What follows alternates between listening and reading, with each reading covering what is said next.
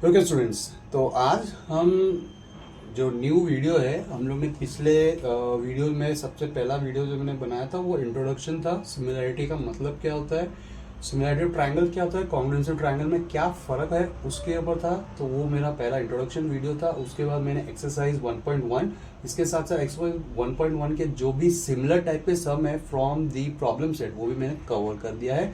In fact मैंने notes भी दिया था। ठीक है, अब सेकेंड एक्सरसाइज के लिए हम लोग को दो तीन चीज़ों का कंसेप्ट हमें पता चलना चाहिए, जैसे कि बेसिक प्रोपोर्शनल थ्योरम और उसका converse of basic proportional theorem, angle bisector theorem और उसका converse of angle bisector theorem, उसके बाद में property of three parallel lines and their transversal. ये तीनों चीज़ों का हमको कंसेप्ट पता होना चाहिए। तो पहले मैं नोट्स में ये दे देता हूँ, उसके बाद में मैं स्टार्ट करता हूँ विद एक्सरसाइज। ओके, तो देखिए मैं आपको बता देता हूँ क्या क्या चीज़ें हैं। यहाँ पे मैं टाइटल डाल देता हूँ नोट्स।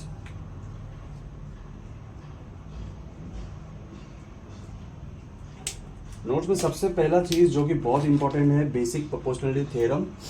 थ्योरम का फुल डेरिवेशन, फुल प्रूफ मैं नेक्स्ट अलग से एक वीडियो बनाऊंगा, इस वीडियो में नहीं इंक्लूड कर रहा हूँ, बहुत ज़्यादा लेंथी हो जाएगा। और फिर मतलब इतना बड़ा वीडियो हो जाता है तो फिर स्टूडेंट्स लोग थोड़ा सा मतलब बोर भी हो जाते हैं और तो क्या अभी इतना बड़ा वीडियो कौन दिखता बैठेगा, इसमें पता नहीं क्या चीज़ है क्या नहीं है। जबकि पूरा मैंने इन्फॉर्मेशन प्रोवाइड कर रहा हूँ, तो मेरी वीडियो हाँ थोड़ी डिटेल रहती है, थोड़ी बड़ी रहती है, पर लेकिन मीनिंगफुल रहती है। जिस तरीके से मैं बाहर पढ़ाता हूँ उसी तरह से मैं ऑनलाइन यूट्यूब पे भी पढ़ा रहा हूँ। ठीक है, तो इसमें से मैं नोट्स आपको कंसेप्ट बता दूंगा सब थ्योरम्स के, और क्या आफ्टर इफेक्ट आता है, वो थ्योरम यूज करने से क्या आफ्टर इफेक्ट आता है वो मैं आपको बता दूंगा, मतलब प्रॉपर्टीज बता दूंगा, और उसको यूज करके हम लोग एक्सरसाइज को प्रोसीड करते हैं। ठीक है, तो सबसे पहला चीज नोट्स का बेसिक प्रोपोर्शनैलिटी थ्योरम। अब इस थ्योरम में क्या है, जैसे मैंने बोला थ्योरम में अलग से वीडियो बनाऊंगा, हर एक थ्योरम का मैं अलग से एक एक वीडियो बनाऊंगा, या फिर 2-3 थ्योरम का एक वीडियो बनाऊंगा। ठीक है, अब इस थ्योरम में क्या है, यहाँ पे हम लोग को ऐसा एक ट्रायंगल है और उस ट्रायंगल में एक लाइन है। लाइन का नाम दे देता हूँ, लाइन का नाम क्या दे देता हूँ, लाइन का नाम देता हूँ एल। ठीक है, अब ये जो लाइन एल है, ये जो लाइन एल है ये है पैरेलल किससे, एक साइड बीसी से। देखो मैंने रेडिंग से किया है आपको समझाने के लिए कि ये दोनों लाइंस क्या है, पैरेलल। तो अगर if line L is parallel to BC, अगर line L is parallel to BC, अगर ऐसा होता है तो हम लोग को क्या मिलता है, then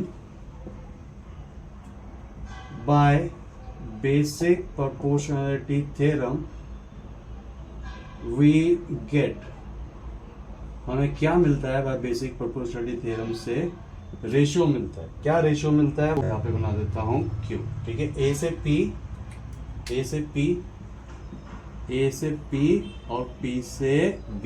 ठीक है, इसके साथ साथ राइट हैंड साइड में भी हमें मिलता है, क्या मिलता है, A से Q एंड Q से C, A से Q एंड Q से C। और ये दोनों रेशियोज क्या होते हैं स्टूडेंट्स, आपस में क्या है होते हैं, इक्वल। ये दोनों रेशियोज क्या होते हैं, आपस में equal.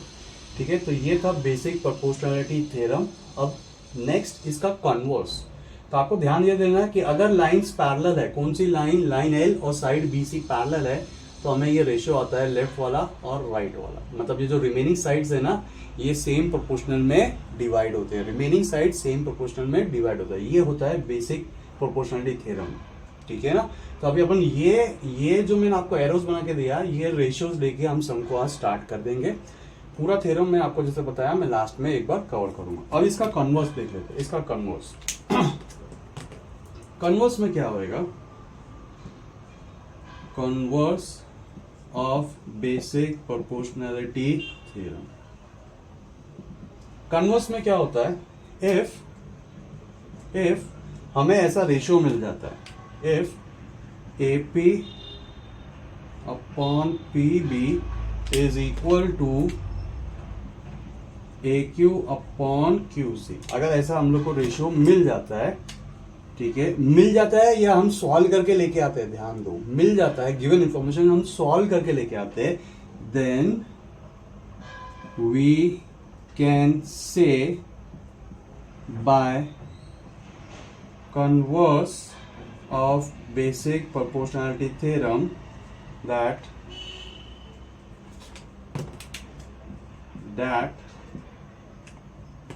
line L is parallel to BC। ठीक है, देखिए मैं अलग अलग कलर्स इसलिए यूज करता हूं ताकि आपको चीजें समझ में बेटर आए, आपको सब पता रहे कि अच्छा ये ब्लू वाला लेफ्ट वाला साइड, ग्रीन वाला राइट वाली साइड, इस तरीके से रेशियो में आते तो ये रेड वाली लाइंस आपस में हो जाती है पैरेलल। ठीक है, तो इसके लिए मैं अलग अलग कलर्स यूज कर रहा हूँ। जैसे मैंने बोला कि मैं एनिमेटेड आपको दिखा नहीं पाता हूँ, ठीक है, फिलहाल वो सुविधा उपलब्ध नहीं है। भगवान को प्रे करते हैं कभी वो सुविधा उपलब्ध हुए तो आपको मैं डिजिटल बोर्ड के ऊपर और बेटर से समझा पाऊंगा। ठीक है, चलो अब बढ़ते हैं नेक्स्ट टॉपिक। तो आपको ध्यान से देखो, ये रखना है, अगर ये दोनों लाइन और साइड पैरेलल है तो साइड्स प्रोपोर्शनल है, अगर साइड्स प्रोपोर्शनल है तो लाइंस क्या होते हैं, पैरेलल। ये हो गया। अब नेक्स्ट टॉपिक आता है हम लोग को angle bisector theorem. Angle bisector theorem तीसरा topic, angle bisector theorem. Angle bisector theorem में क्या होता है, सपोज एक ये ट्राइंगल ड्रॉ करता हूं। अब इस ट्राइंगल में ये एंगल है, कौन सा एंगल है, ये एंगल है जो मैं रेड कलर का बना रहा हूं। ठीक है, और यहां से इस एंगल का एक बाइसेक्टर है, बाइसेक्टर मैं नाम दे देता हूं ए बी सी, और इसको नाम देता हूं एंगल बाइसेक्टर थ्योरम। ये एंगल है, एंगल ए बी सी, और ये मैंने बाइसेक्टर ड्रॉ किया था, ये है एंगल बाइसेक्टर। ये क्या है, एंगल बाइसेक्टर। ठीक है, तो हमें रेशियोज मिल जाते हैं। क्या रेशियोज मिलते हैं, ये एंगल बाइसेक्टर डिवाइड करता है opposite side of the angle को in the ratio of the remaining sides. ये था स्टेटमेंट। अब इसका मतलब क्या होता है, वो मतलब मैं आपको बताता हूं। हमें रेशियो मिलता है, देखिए अब स्टूडेंट, हमें सबसे पहले आर्म्स ऑफ एंगल को लेना है। आर्म्स ऑफ एंगल क्या होता है, ये एंगल है, स्ट्रेट लाइन है। अब ये एंगल बन गया, इसको क्या बोलते हैं, इनिशियल आर्म, और इसको क्या बोलते हैं, टर्मिनल आर्म। तो सबसे पहले आपको आर्म्स ऑफ एंगल का रेशियो लेना है। तो ये जो लाल रंग में आपको बनाया ना एंगल, इसका आपको क्या लेना है, रेशियो। इसका क्या लेना है, आपको रेशियो लेना है। ठीक है, अब मैं इसको रफ कर देता हूं। अब सबसे पहले ये आर्म्स ऑफ एंगल का रेशियो लेना है। शुरुआत कैसे करना है स्टूडेंट, आपका चॉइस। अगर आपने ए से स्टार्ट किया तो आप लिखोगे A to B and B to C. आप लिखोगे ए टू बी, ठीक है, A to B and B to C. हो गया, ठीक है। और फिर वापस ए से स्टार्ट करोगे, लिखोगे A to D and D to C, A to D and D to C. और ये दोनों रेशियोज क्या हो जाएंगे, इक्वल। ठीक है ना, तो यहां पे मैं लिखता हूं if ray B D is bisector of angle A B C. मैं एंगल को वापस से आपको समझने के लिए रेडिंग से हाईलाइट कर देता हूं। कौन सा एंगल है, angle A B C, angle A B C. Then by angle bisector theorem हमें क्या मिलता है, ये रेशियो मिलता है।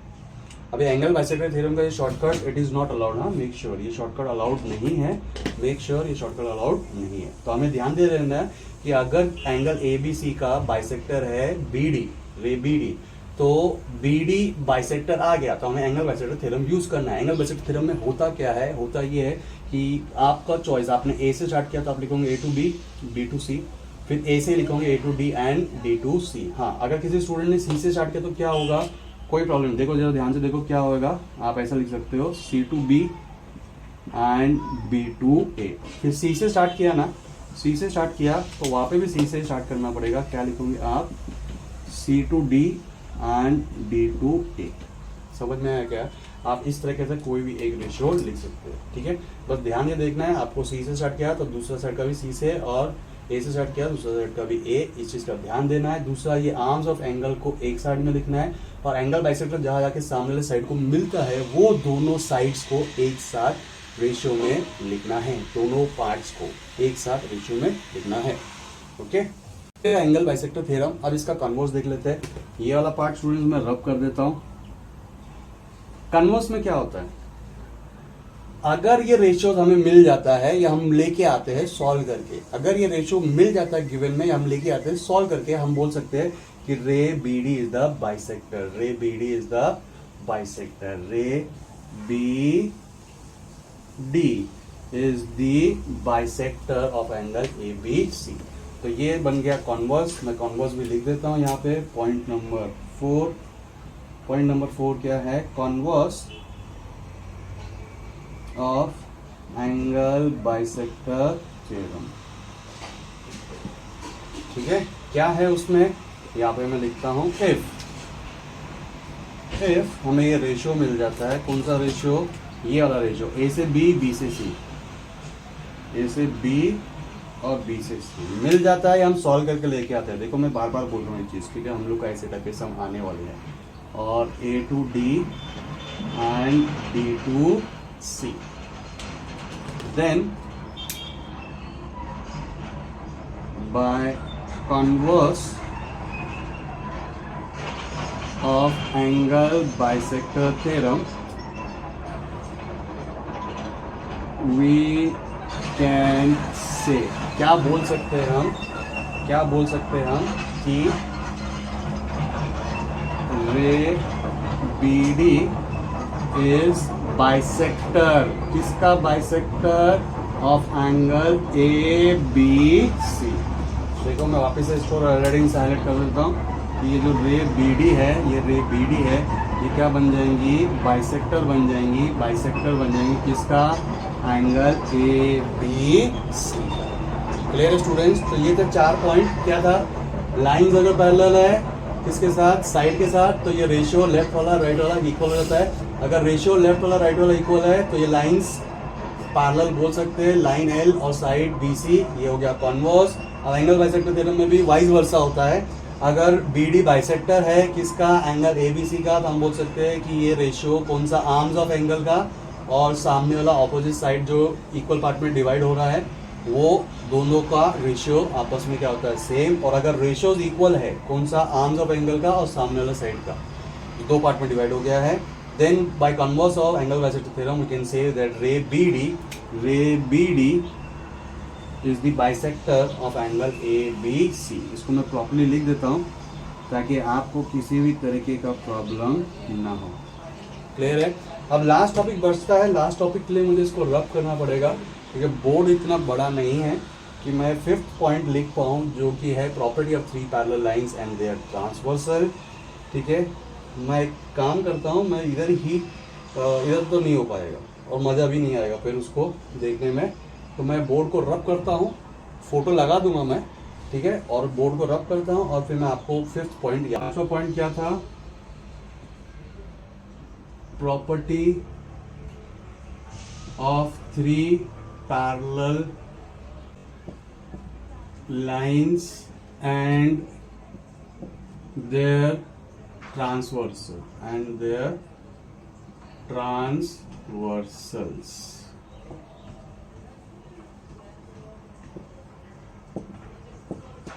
ठीक है, अब देखिए यहाँ पे क्या होता है, ये मैंने ट्रांसवर्सल ड्रॉ कर दिया। अब यहाँ पे मैं पैरेलल लाइंस ड्रॉ करता हूँ।